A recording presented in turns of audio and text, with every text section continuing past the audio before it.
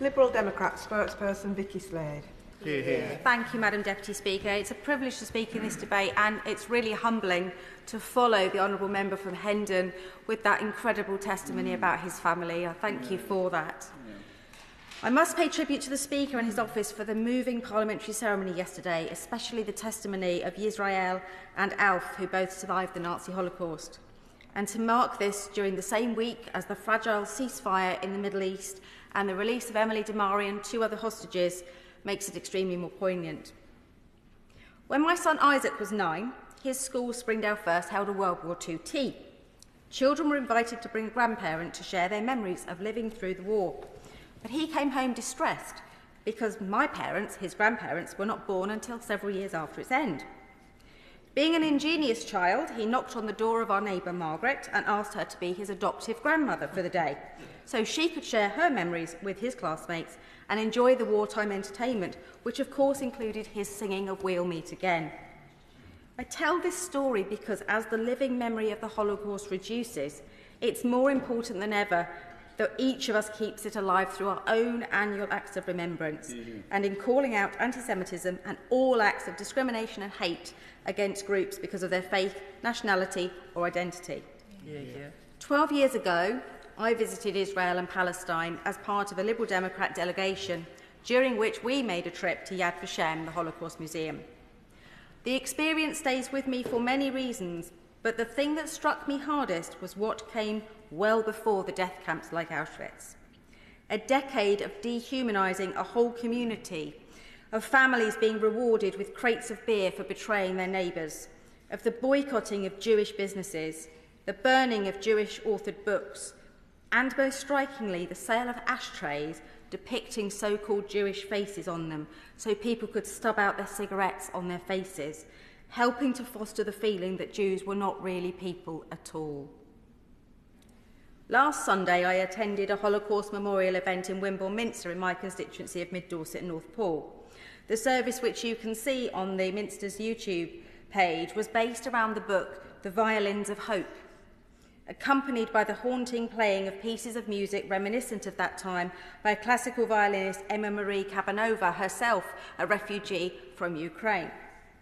As well as the accounts of those whose music continued to be played in the camps, maintaining their hope and retaining their humanity, some of the testimony we heard shared more about what came before the war. How Jewish people were forced to leave their homes and their businesses, how they fled in boats from European shores to reach Palestine, but were refused landing, or worse, died at sea. I closed my eyes to listen to the simplicity of the violin played in the Minster as the words of those who lived through that horror were shared with us all, and the contrast of the evil perpetrated in the name of power and ideology with the selflessness of those condemned to death for something they could not control was incredibly moving.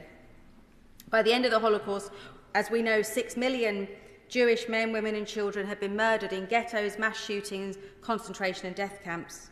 But in addition, the other forgotten groups targeted by the Nazis for their extermination, among them Romani gypsies, those with disabilities, gay and bisexual men and black people. And this year carries a special significance as we mark 80 years since the liberation of Auschwitz-Birkenau.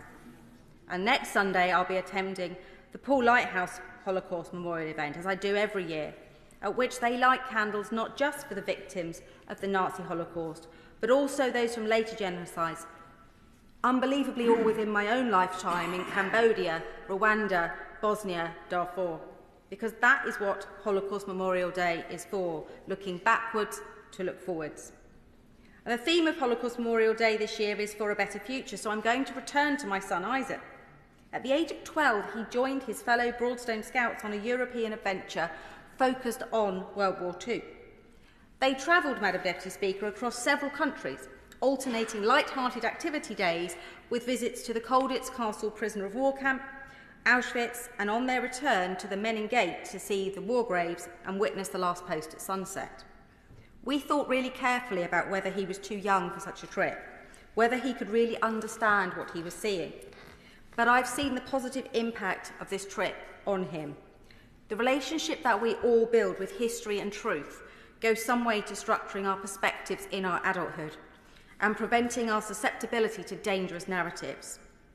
The work of the Holocaust Education Trust, training and supporting hundreds of teachers each year to help us all learn from the past and work towards a more united future, and of the Anti-Semitism Policy Trust in training decision makers like honourable members, should be commended and supported. But as a spokesperson for housing, communities and local government, it should not be surprising that I'll say that there is a role for our communities to play too. At a time of rising anti-Semitism and Islamophobia, many UK communities are feeling vulnerable, with hostility and suspicion of others rising. The Home Office's own statistics revealed the number of religious-based hate crimes recording in the year to March 24 has rocketed, something they've directly attributed to a spike in anti-Jewish hate. We've also seen inconsistent responses from the police to language and behaviours that may well be anti-Semitic or viewed as hate crimes. So I am calling on the government to ensure that the police have the resources and, most importantly, the training they need to effectively and swiftly respond to anti-Semitic hate crimes and provide funding for security organisations like the Community Safety Trust. We must speak up against Holocaust and genocide denial and distortion. We must challenge prejudice. And as we were told by the Holocaust survivor Alf Garwood in the Speaker's service yesterday, when my parents were coming to terms with their trauma after the war, I saw what hate towards them, towards those who had destroyed our lives, did to them. Hate only poisoned them. So as we all continue to remember, work for peace and understanding at a time when the world feels fragile, we in this place must lead that work together for a better future. Yeah.